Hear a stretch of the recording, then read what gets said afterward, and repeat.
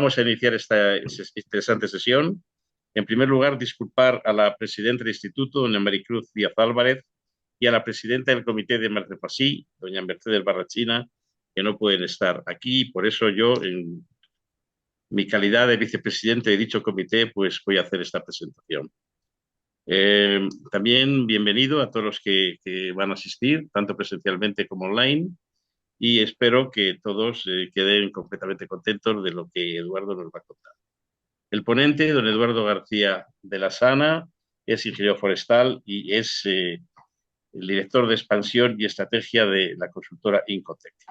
Y el tema, pues ya saben cuál es considerar el tax lease como una gran alternativa para financiar I+D+I. Tema absolutamente interesante. Yo puedo decir que viví los inicios del tax lease porque, como Eduardo podrá ratificar, empezó en la construcción naval de España. En la época de una crisis absolutamente dura, pues se encontró este mecanismo para poder suplir, digamos, ayudas que en otros países los estados daban y aquí no se podían dar, dado que la Unión Económica Europea pues, no las permitía. En fin, se llevó adelante, salió todo muy bien, se construyeron barcos, la construcción se reactivó, pero tuvimos una denuncia del gobierno holandés, que por cierto hace lo mismo, y que el entonces comisario de la competencia, don Joaquín Almunia, aceptó y hasta que el Tribunal de Justicia de la Unión Europea no nos dio la razón, transcurrieron unos cuantos años y esto estuvo en peligro. Pero actualmente eso está superado, espero que no se vuelva a producir con otras estructuras semejantes y Eduardo ahora ya nos contará pues cuál es el futuro que él ve para este tipo de estructura de financiación aplicada a la ley de I+D+I. Cuando tú quieras, Eduardo. Perfecto, Luis. Muchas gracias. Daros las gracias por invitarnos a participar hoy en esta jornada en la que, como aquí podéis ver, vamos a hablar sobre el Traslis y agradecer a todos los asistentes y pediros disculpa por el pequeño retraso y los inconvenientes técnicos que algunas veces tiene el directo, como se suele decir. Pero bueno, ya ha quedado resuelto, así que vamos a empezar, ¿vale? Como ha dicho Luis, yo soy Eduardo García de la Santa, soy el director de estrategia y expansión de Incotec. Simplemente por hacer una muy pequeña y breve presentación de Incotec. Incotec es una consultora de gestión de proyectos de I+D+I, con 25 años de historia ya. Este año cumplimos nuestro 25 aniversario. Tenemos presencia en España en más de 9 ciudades a nivel nacional y también tenemos presencia en Alemania y hoy día somos 120 y tantas, 130 y tantas personas ya en la compañía. Y entre muchas de las cosas que hacemos, ¿no? Pues uno de los servicios que ofrecemos es el obtener financiación para empresas activas o interesantes en I+D+I para financiar sus proyectos a través de la herramienta que se denomina TaxLease, que como bien ha dicho Luis, el origen de esta figura de financiación viene de la mano de la construcción de los buques.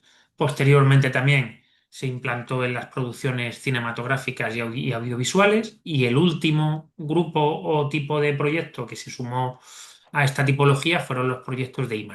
Y no es más que una figura que permite financiar una actividad considerada estratégica para el gobierno español sin necesidad de que el gobierno español tenga que aportar más financiación pública, sino que le da la opción a inversores privados a meter capital en estos proyectos para sacar indudablemente una rentabilidad financiera, la cual es más que interesante, y el investigador lo que consigue es financiar en parte su proyecto de I+D. Veremos los detalles, ¿vale?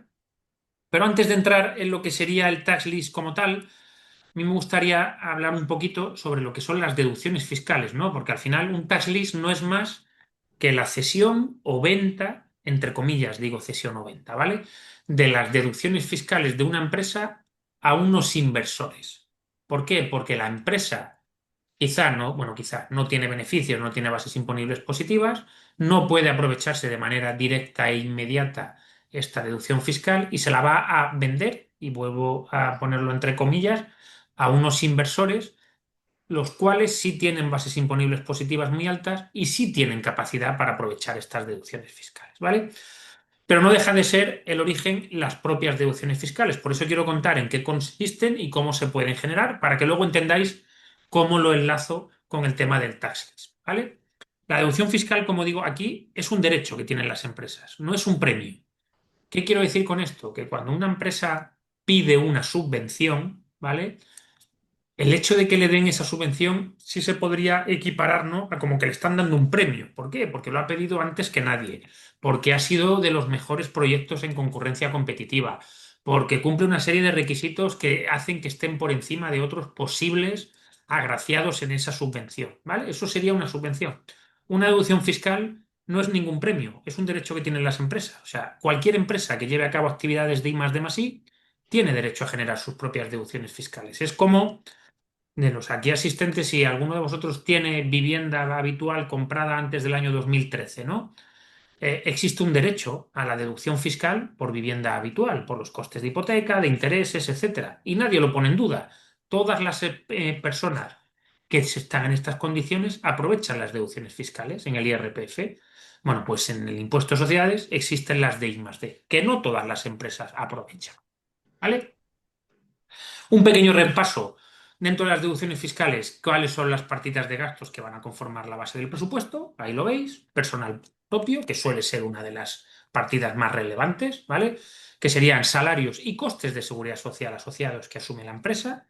Colaboraciones externas, desde las más tecnológicas, como pueden ser universidades, centros tecnológicos, grupos de investigación, pasando por ingenierías, laboratorios, pudiendo ser no tan tecnológicas. Puede ser una empresa de mantenimiento que te ayuda en desarrollar un proyecto de innovación en una mejora de proceso, o otros proveedores, como puede ser un freelance. Es muy típico en el desarrollo de software o en las empresas que desarrollan software, que están haciendo I más D más I en el software, que parte de la plantilla la tengan in-house, pero es muy posible que también estén subcontratando a freelance para ejecutar. Pues esas facturas de ese proveedor también formarán parte de tu base de gastos, las amortizaciones de los activos que uses a los proyectos de I+D y los fungibles o materias primas que dediques como gasto dentro de tu proyecto de I+D. Pues todo eso metido en el cajón te dará un presupuesto y ese gasto te generará una deducción fiscal si la generas tú mismo, ¿vale? Que a nivel estatal, pongo estatal porque en Canarias es ligeramente superior o notablemente superior, ¿vale? Si tu proyecto es de I+D, tu deducción podrá ser de entre el 25 y el 42. Si tu proyecto es de innovación tecnológica, como veis ahí en la cuarta línea, será del 12%. Y luego existen otras de inversiones afectas, personal en exclusiva tiene un añadido, etcétera. Vamos a ver un ejemplo ahora de cómo se calcula la deducción fiscal, ¿vale? Para obtener la deducción fiscal, cualquier empresa puede ir por autoliquidación, puede ir por consulta vinculante, puede ir por un acuerdo previo de valoración o puede ir por certificación e informe motivado. La primera y la última son las más habituales dentro del sistema. Las dos entremedias, la consulta vinculante y el acuerdo previo, son menos habituales, ¿vale?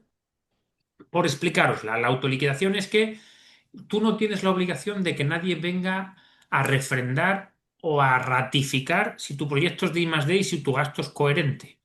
Tú puedes documentar tu proyecto y es perfectamente legal que generes ese derecho de deducción fiscal, que te lo anotes o te lo apliques en tu impuesto de sociedades. Evidentemente, una autoliquidación tiene menos seguridad jurídica frente a una posible inspección. Si el día de mañana te viene el inspector y te lo discute, pues será tu palabra contra la de él, ¿no? No ha habido un tercero independiente que lo haya ratificado, ¿vale? Un informe motivado te da mucha más seguridad. ¿Por qué? Porque previamente has tenido que pasar por una entidad certificadora que te ha verificado tu proyecto y te lo ha ratificado y posteriormente emite el correspondiente informe motivado. Que aún así ¿un inspector te lo puede discutir, te lo puede pelear, te lo puede poner en duda? Pues sí, desgraciadamente estamos en España, un país en que la seguridad jurídica muchas veces brilla por su ausencia, ¿no? Y en temas fiscales o en temas que tocamos Hacienda, pues también pasa así. Pero evidentemente la seguridad o la garantía es muchísimo más alta y es muy difícil que te lo echen para atrás con un certificado y con un informe motivado. Dicho esto, pongo un ejemplo. Imaginaros un proyecto, ¿vale? En el que una empresa se ha gastado en personal propio 135.000 euros, en subcontrataciones a universidad, centro tecnológico, una ingeniería, un freelance y algún otro proveedor, y entre amortizaciones y fungibles en total se ha gastado 208.500 euros, ¿vale? Ese sería su base de gasto o su presupuesto para el cálculo de la deducción fiscal. Si el proyecto es de I+D, ¿qué deducción fiscal es la que puede generar? Pues para que os hagáis una idea, yo antes os decía que va entre el 25 y el 42. ¿Cómo se calcula? Pues si estamos en el año N, tenemos que tener en cuenta cuál ha sido el gasto de los 2 años anteriores, en el N-1 y en el N-2, ¿vale? ¿Para qué? Para calcular la media del gasto de I+D en los 2 años anteriores. ¿Por qué? Porque la deducción fiscal que tú conseguirás será del 25% para los primeros 130.000 euros de tu gasto de este año, es decir, para el gasto que iguale la media de los 2 años anteriores, y el 42% para el gasto que exceda la media de los 2 años anteriores. Es decir, 25% en este ejemplo para los primeros 130.000 euros y 42% para los otros 78.500 euros. De tal manera que es un total de 65.470. Si tu proyecto es de IT, la deducción es plana, es un 12% del gasto de IT documentado. Vale. Una vez que genero la deducción fiscal, ¿cómo me la puedo aplicar? Y aquí es cuando vamos a entrar en el tema del tax lease. La primera y la más habitual, o la habitual, es que la empresa se lo aplique contra cuota. Yo he generado una deducción fiscal. Cuando presento mi impuesto de sociedades, tengo que pagar impuesto de sociedades. Pues lo que hago es que utilizo mi deducción fiscal para reducir o disminuir ese impuesto de sociedades que tengo que pagar. Imaginaros este ejemplo, ¿vale? Una empresa que gana 500.000 euros al año, ¿vale? Que si ganara 500.000 euros al año le toca pagar el 25% en impuestos sociedades, que son 125.000 euros. Si esta misma empresa, su deducción fiscal generada o acumulada o pendiente de aplicar por I+D fuera de 157.000 euros, ¿vale? ¿Qué es lo que va a hacer? Va a descontar el líquido a ingresar, esos 125.000 euros, pero como un máximo del 50%. Si veis aquí, en esta diapo que os ponía aquí atrás, aquí decía, como veis ahí, que el límite de cuota puede ir entre el 25 y el 50. El máximo de cuota que tú puedes reducir al descontar deducción fiscal de manera estándar es un 50%. En este ejemplo, que tendría que pagar 125.000 euros, ¿vale? 62.500 los va a descontar directamente de su deducción fiscal. Es decir, va a pasar de pagar 125.000 euros a pagar 62.500 euros y le quedarán de deducción pendiente de aplicar en ejercicios siguientes 95.126, que es la diferencia entre la deducción que tenía y los 62.500 que ha podido quitar. ¿Vale? Esto es el estándar.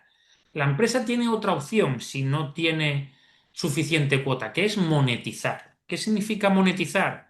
Es pedirle a Hacienda que bien porque no tiene base, bien porque tiene más deducción que la que puede consumir contra ese 50% de cuota, pedirle a Hacienda que se lo pague de vuelta, es decir, monetizarlo. Para monetizar hay que cumplir una serie de requisitos, que los tenéis ahí, que uno es, el primero es que hay un impuesto revolucionario, por decirlo de alguna manera.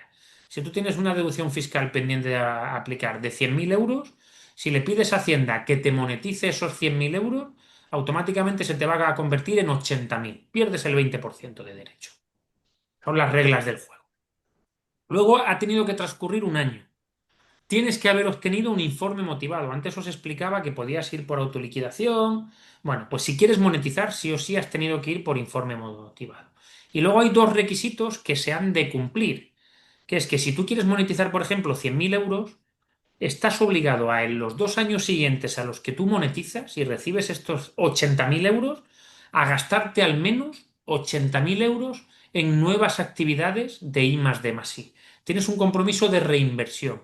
Y el último compromiso, que es quizás el más peliagudo en algunos casos, es que tienes que comprometerte a mantener la plantilla, o la plantilla media de la compañía, o la plantilla dedicada, o las horas hombre dedicadas a actividades de I+D+I. ¿Vale? Entonces, recopilo. Genero una deducción fiscal. Si tengo cuota suficiente, me la aplico contra cuota y la descuento con unos límites más. Que no tengo cuota suficiente y me sobra, tengo la opción de monetizar. Le pido a Hacienda que me lo ingrese, me comprometo a cumplir una serie de requisitos y una monetización supone un retraso. O sea, si yo pido la monetización hoy, ahora en julio, de mi proyecto del 23, que es el que podría pedir, ¿vale? Es decir, me gasté el dinero en el año 2023, la pido ahora en julio del 25 porque ha tenido que transcurrir al menos un año, Hacienda me lo va a pagar en enero del 26. Es decir, mi proyecto del 23, Hacienda me lo hará efectivo en cuenta en enero del 26, enero, febrero, marzo del 26. Hay un gap temporal de 2 años y pico.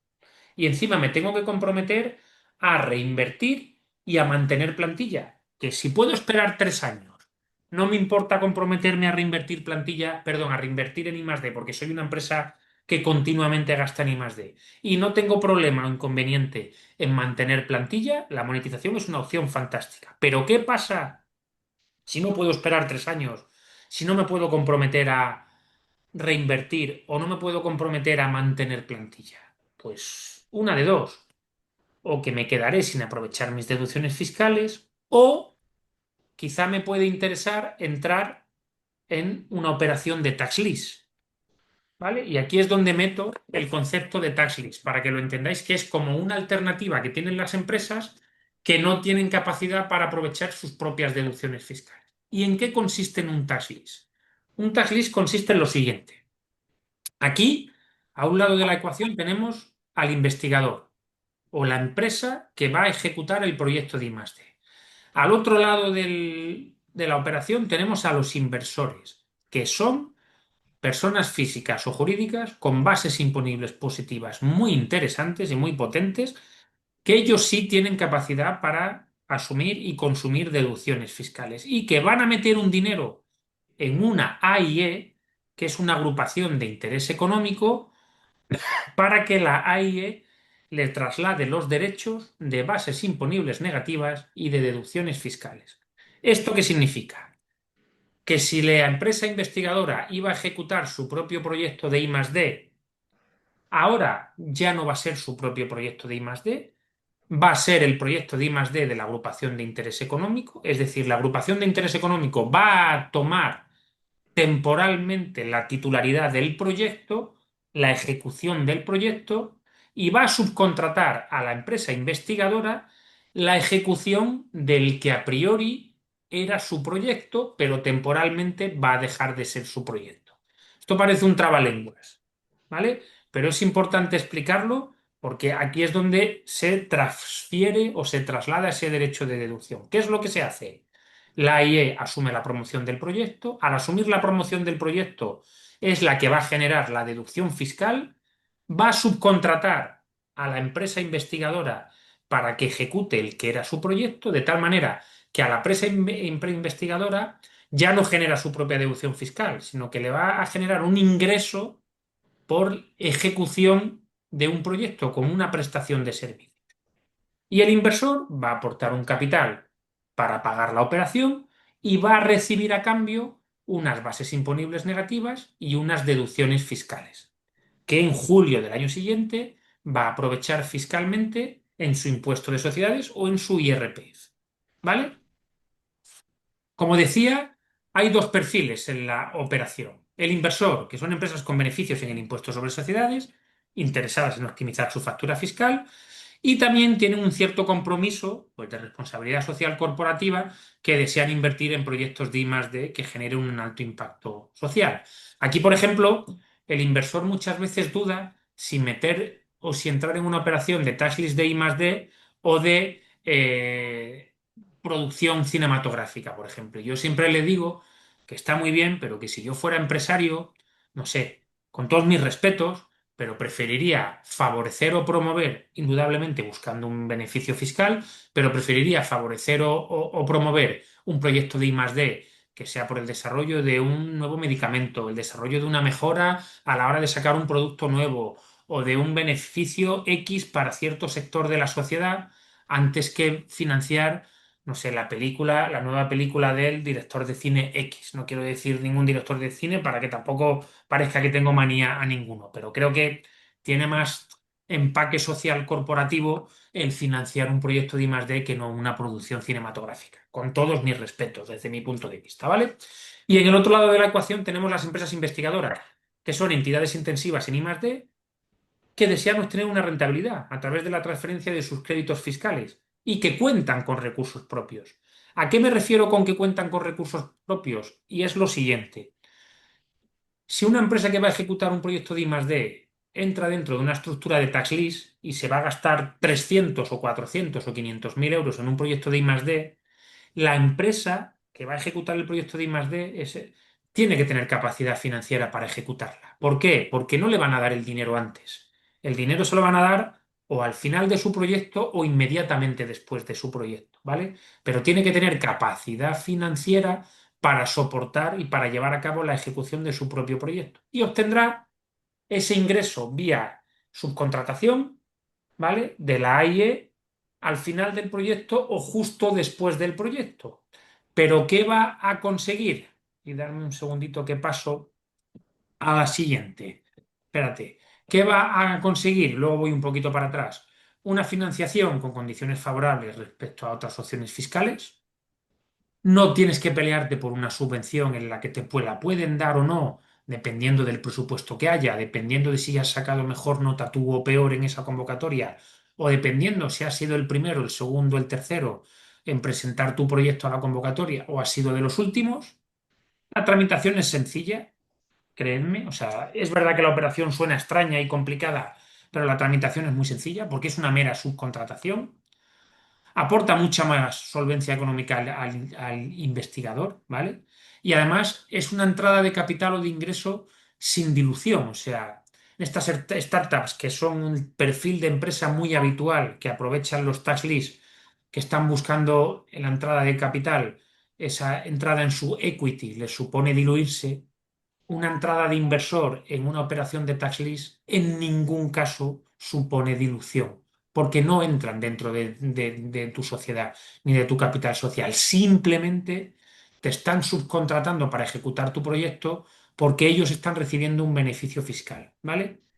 Es un instrumento avalado por la agencia tributaria. O sea, hay consultas vinculantes. Aquí tenéis 4, hay muchas más que avalan esto. Es verdad que hay que hacerlo bien, es verdad que tiene que estar muy bien documentado, es verdad que se recomienda ir con un certificado ex ante y con un ex post y con motivados ex antes y ex post, que así es como trabajamos nosotros, pero bien hecho, bien documentado, es un proyecto que, bueno, pues que tiene todas las bendiciones y todas las bondades de Hacienda. Sí que es verdad que Hacienda muy probablemente revisará la operación dentro de 2 o 3 años, porque es una herramienta financieramente muy rentable para los inversores y para los investigadores, y Hacienda quiere cuidar muy, muy mucho que se haga bien, y por lo tanto muy probablemente 2 o 3 años después sea revisada por Hacienda la operación.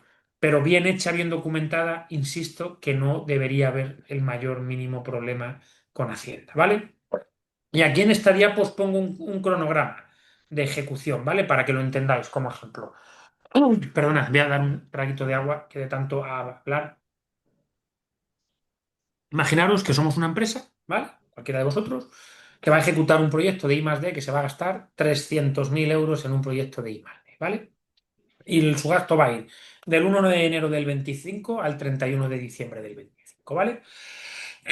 Si quiere entrar en un task list, ¿qué es lo que tiene que hacer? Pues ahora, en junio o julio, bueno, acordar condiciones con el estructurador, que más o menos en un proyecto de 300.000 euros de I+D, el estructurador le va a pagar un 30%.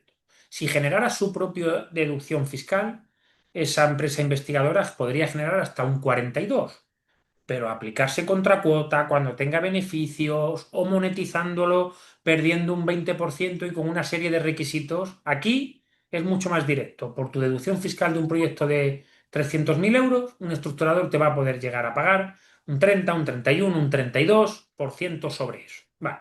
¿Y qué es lo que se tiene que hacer? Tienes que firmar ese acuerdo con el estructurador o con la AIE y tu proyecto, la AIE, se lo va a llevar a certificar de manera ex ante. ¿Qué significa esto? Esto significa que se tiene que documentar, que eso lo hace el Incotec de turno junto con la AIE, se va a preparar el proyecto, se va a documentar para defender lo que se va a ejecutar y para demostrar o justificar los gastos vinculados, ¿vale?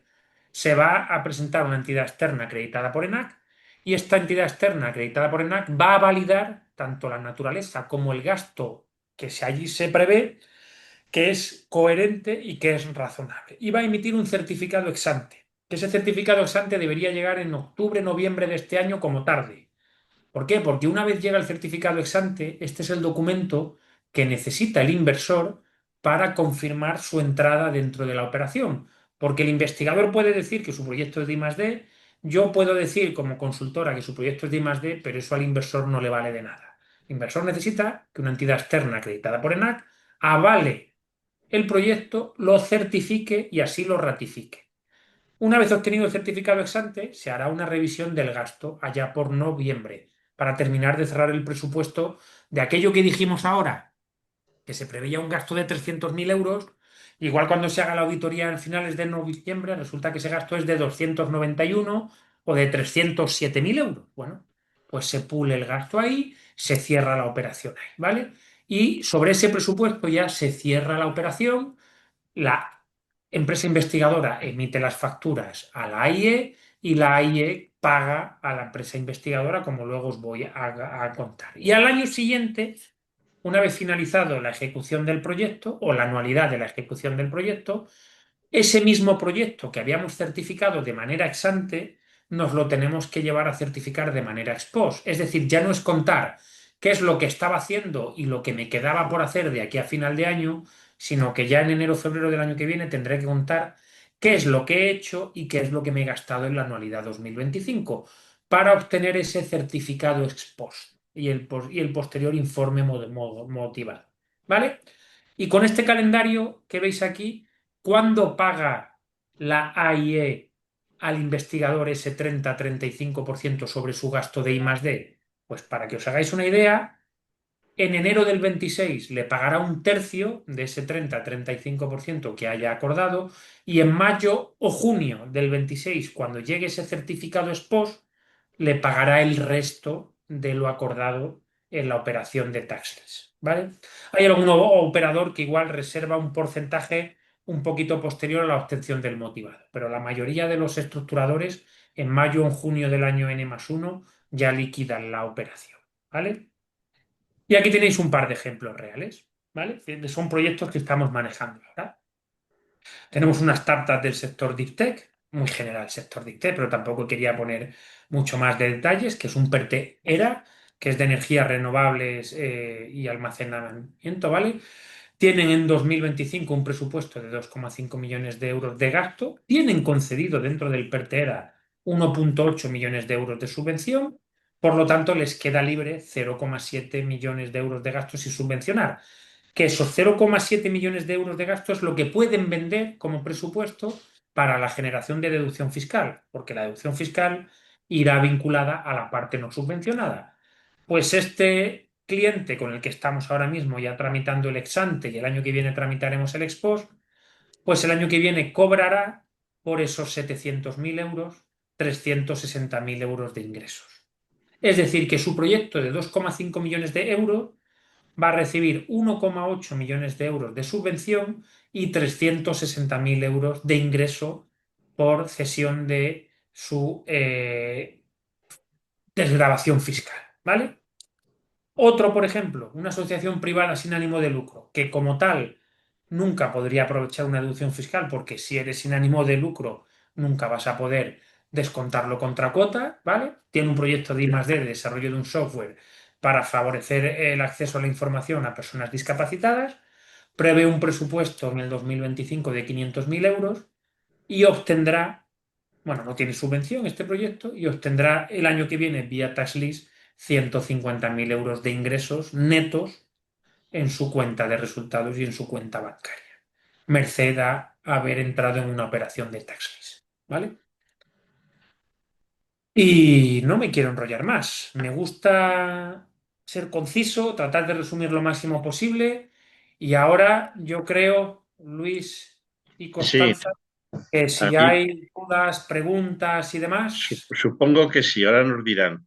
venga. La conferencia ha estado muy bien, a mí me ha resultado muy interesante y además veo que es otra posibilidad de utilización de este mecanismo que empezó en la construcción naval que yo viví, yo soy ingeniero naval, Ujú. y que veo que ahora pues tiene muchas más posibilidades. Bueno, si alguien quiere hacer alguna pregunta, no sé si por parte del instituto han recibido alguna comunicación. Constanza, ¿sabéis Aquí en el algo? chat, sí, en el chat tenemos dos preguntas En el que chat han hay puesto tres una preguntas, alta, sí. Sí, veo aquí, efectivamente. voy a pulsar, efectivamente. Hay, sí, hay una de Miriam, de la traslado, que, hola, el tax lead aplicado en un holding, entiendo que se puede estructurar desde adentro. Vale, aquí, a ver, esta pregunta sí me genera dudas, pero bueno, da igual que el tax list sea dentro de un holding que o sea, en un consolidado que fuera de un consolidado. Al final, si hay un consolidado a través de un holding, los derechos fiscales van ascendiendo hasta la cabecera del holding, ¿vale? En este caso, da igual. O sea, si tú te aprovechas tu propia deducción fiscal, irá al holding, y si estás haciendo una cesión, la empresa que hace esa cesión del derecho fiscal será la que generará el ingreso. Y luego el ingreso ese computará dentro del holding. No sé, Miriam, si es a lo que te refieres. Si no, igual te puedes abrir el micrófono. No sé si tienes esa posibilidad y concretar si no he sido capaz de responderte a tu pregunta, que es un poco general. No sé si tiene la opción del micrófono, creo que no. Vale, a ver un segundito. A ver, Miriam, a lo mejor la puedo. Dame un momento. A Miriam le puedo, yo creo que. A ver, Le podrás no. contestar, pero por, por Constanza, quizás tú que chat. eres sido la organizadora le puedes abrir el micrófono a Miriam. Yo no se lo puedo Sí, yo le puedo solicitar reactivar el audio, pero lo tiene que, o sea, si lo quiere tiene que decir activar algo. ella. Vale, Bueno, mientras pasamos vemos a la siguiente, sí. la siguiente, Ángel San Segundo dice, interesante el TARLIS. ¿Alguna repercusión sobre la propiedad del desarrollo? ¿Cómo se contabiliza el balance? Vale, estas dos preguntas son muy interesantes, ¿vale? Y además toca dos puntos que suelen generar muchas dudas. Una es el tema de la propiedad intelectual, ¿vale? Evidentemente, os he comentado que en un tax list el que era tu proyecto va a dejar de ser temporalmente tu proyecto para ser el proyecto a ejecutar por una IE que te va a subcontratar a ti. Entonces, para que esto suceda, ¿vale? Se tiene que ceder temporalmente, o si no la IP entera, un derecho de uso a información, unos derechos de explotación de resultados. O sea, se tiene que hacer una cesión. Según el estructurador lo hace de una manera o de otra, pero va a haber una cesión temporal de la IP o de alguna manera de la IP a la AIE, la cual al final de la operación volverá otra vez al investigador. Es decir, la cesión del tipo que sea, que depende del estructurador lo hace de una manera o de otra, va a ser temporal a la IE, pero al final de la operación vuelve íntegramente otra vez al investigador, ¿vale? O sea, no hay duda y no hay posibilidad de que nadie se arrepienta en el camino, de que uno se quiera quedar con la IP que no era suya o que no la quiera recibir. O sea, es irrevocable esto. Se cede y vuelve otra vez al investigador. Y en cuanto a la contabilización en el balance, vale, esta también es importante, porque si eres una empresa que cuando ejecutas tus proyectos de I+D estás activando en el balance tu I+D, te la llevas activo, ¿vale? Si entras en una operación de tax list, no te lo podrás llevar a tu balance, ¿vale? No lo podrás activar porque ya no eres tú el que ha generado este desarrollo, sino que te han subcontratado para generar ese desarrollo. En el balance o en la contabilidad lo reflejarás como un ingreso contable, pero no como un activo, ¿vale? Es uno de los peros que tiene el entrar en una operación de tax list, que si eres una empresa que por el motivo que sea te interesa activar contablemente en el balance tu desarrollo, ya no lo vas a poder hacer, No ¿vale? hay mismas preguntas. Pues si no No hay sé más si. preguntas, es que o ha quedado claro o les he vuelto locos. Yo creo que sí que ha quedado muy claro. Ahora mismo esto que has comentado es curioso porque en los orígenes el tema era a quién le pasaba la propiedad del buque en construcción que iba a ser objeto de esta financiación. Claro, Entonces, claro, había otro problema, que había algún tipo de ayuda que exigía que el propietario del buque o era el astillero o era el armador. Y estos consorcios, contrario. lógicamente, no eran armadores ni eran astilleros. Entonces ahí venía el problema, porque claro, al final pues, sí podían comprar el buque, pero ya entonces tenían unos términos, y eso era lo que más complejidad dio al asunto, pero al final sí se resolvió como tú dices, que se podía transmitir. Claro, Y aquí en el tema no de I+D, había aquí en mayor el tema de problema. I+D, Luis, como he dicho, es compatible con cualquier tipo de subvención, ¿vale? Conceptualmente, Claro, a no ser que alguna convocatoria específica de subvención diga exacto, específicamente exacto. que no pueden haber ningún tipo de cesión de derecho de explotación y de acceso a información durante X años. Si hay alguna Ese es el convocatoria problema. que lo dice específicamente, te incompatibiliza. Eso pasaba antes. Cedeti, dentro de su ficha de PID, lo detallaba específicamente, que lo incompatibilizaba, ahora ya no, ¿vale? Entonces, cuando un cliente nos dice, yo es que tengo una subvención, ¿es compatible? Siempre le digo, mándame tu resolución de esa concesión para analizarlo si hay algo específico que lo incompatibilice. Conceptualmente no, específicamente de manera individual puede ser que haya alguna complicación. ¿Eh? Bueno, pero evidentemente ahora está muy clara la cosa, porque es a priori tienes conocimiento de si esa operación en concreto tiene alguna limitación al tipo de subvención. Y evidentemente ya no tiene por qué haber problema porque la empresa que va a actuar lo sabe. Tenemos, bueno, Ángel San Segundo nos dice que si puede disponer de esta interesante presentación, Sí, Eduardo. mira, yo aquí os diría, claro, si os parece, por temas de ley de protección de datos y demás, yo no tengo ningún inconveniente en compartir la presentación.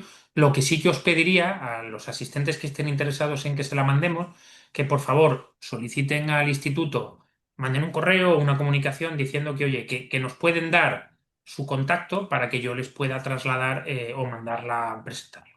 Poco por cumplir con todas, bueno, No, pues estas me pormenores parece, de la ley de protección de datos. me parece la manera más correcta de hacerlo. Así que Ángel, ya sabes lo que puedes hacer y recibirás la presentación. Y los Natalia demás nos escribe y interesados igual. simplemente felicita. Dice, magnífica exposición, muchas gracias. Pues Pero Natalia, no muchas pide gracias. ningún conocimiento. Gracias, Natalia. Y no, creo que no tenemos a nadie más. Ah, sí, sí, bueno, Ángel Segundo dice que excelente, que Pues ya está. la Pues así solución hacemos. ya Ángel, está te mandamos resuelta. la presentación, por supuesto que sí, Todo ¿vale? resuelto. ¿Y nadie más? Fantástico. Muy bien. Pues muchísimas gracias. Pues vamos entonces a terminar. Si ya no hay nadie, vamos, tenemos un poquito más de tiempo, pero si nadie va a hacer ningún otro comentario, pues darte la Lo damos enhorabuena por por la presentación, darte las eso, la gracias. Ha oportunidad. sido sumamente interesante y creo que evidentemente este tipo de herramienta financiera tiene muchísimas posibilidades y Y está está muy para bien aprovecharse. una consultora se dedique a facilitar el aprovechamiento de la misma. Así que Comentar que enhorabuena y que haya este mucho éxito. servicio, comentar que esta línea de TaxList, no digo Nicotec, sino a nivel nacional, está creciendo del orden de un 40 o un 50% cada año. O sea que está para aprovecharse, o sea, y Sí, crece sí, de sí. manera notable, ¿No? ¿eh? Y además tiene también el hecho de que empresas muy concretas que no tienen que ver nada con el proceso que se va a desarrollar en esa investigación, también participan de un modo, con lo cual esa cultura la va difundiendo más y eso es bueno también, Eso es. a Muy mi modo bien, de ver. Bueno, fantástico. pues nada más. Muchas gracias por Venga, todo y muchísimas nos vamos a gracias. desconectar cuando el instituto quiera. Así que Venga, Constancia, en tus manos estamos. Gracias a todos. hasta luego. Hasta luego.